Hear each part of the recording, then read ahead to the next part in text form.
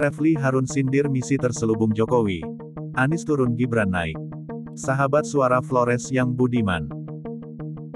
Refly Harun, Rocky Gerung dan masih banyak tokoh tak habis-habisnya mengkritik Presiden Jokowi dari waktu ke waktu.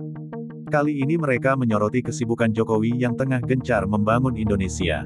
Refly pun gencar meluncurkan peluru kritikannya setiap kali Jokowi bergerak ke sudut-sudut negeri, menemui dan memberikan bantuan untuk rakyat. Selain kritikan terkait pembangunan dan soal ijazah palsu, peluru kritikan diluncurkan Refly Harun dengan mengungkap ada agenda terselubung Jokowi ketika Anies Baswedan turun dari tampuk kekuasaan. Ia mengatakan bahwa saat ini Jokowi tengah berjuang keras mendorong Wali Kota Solo, Gibran Rakabuming Raka menjadi Gubernur DKI Jakarta mendatang. Bagi Refly bahwa upaya-upaya itu sudah diskenariokan sejak lama untuk DKI Jakarta yang lebih maju.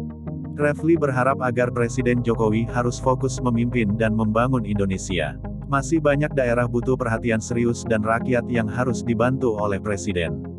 Mengutip sebuah sumber media online, Refly Harun dan ekonom senior Faisal Basri menyoroti sikap Presiden Jokowi yang sibuk mengurusi urusan politik ketimbang menyelesaikan tugasnya sebagai Presiden. Saya punya hipotesa, Presiden Jokowi 2 tahun terakhir ini pikirkan legasi yang baik saja, tidak usah mikirin politik, kata Refly seperti dilansir Sleptek.suara.com. Fakta lain yang cukup nampak adalah Jokowi membiarkan menteri-menteri yang ada di jajarannya untuk bermain politik sana-sini. Sebagai presiden harus peduli dengan kerja-kerja bawahannya yang terus bermanuver dalam bursa politik Pilpres 2024. Sementara menurut Faisal Basri, Jokowi merasa tidak aman jika dia sudah tidak berkuasa lagi.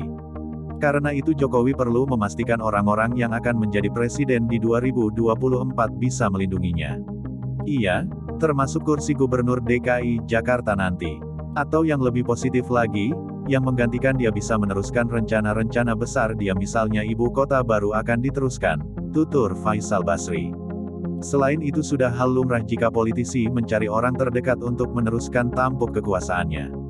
Hal ini juga berkaitan dengan keamanan saat tidak berkuasa lagi. Itu akan kandas kalau tidak punya pengaruh lagi. Karena kalau tidak jadi presiden lagi, tidak punya pengaruh. Jadi kalau anak saya mau maju di Jakarta entar nggak ada yang bisa bantu, tuturnya.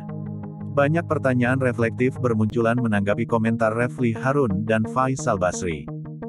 Apa salahnya jika Jokowi menyiapkan kader-kader terbaik bangsa untuk masa depan Indonesia?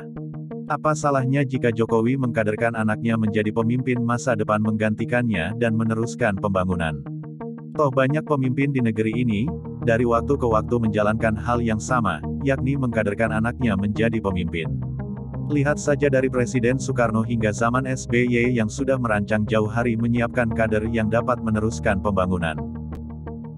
Demikian sahabat kami kabarkan untuk Anda. Ikuti terus informasi terbaru hanya di channel YouTube Suara Flores, channel kebanggaan Anda. Salam hormat dan sampai jumpa.